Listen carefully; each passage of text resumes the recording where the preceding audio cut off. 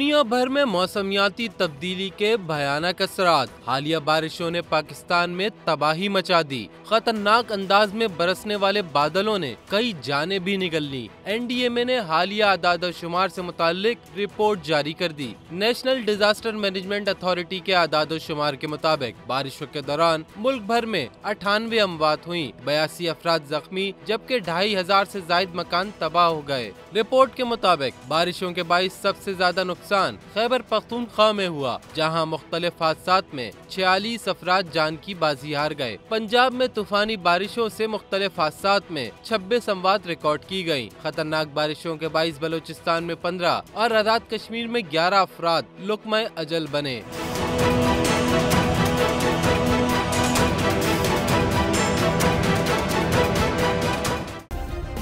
Subscribe करें और bell दबाएं ताकि कोई खबर रह न जाए।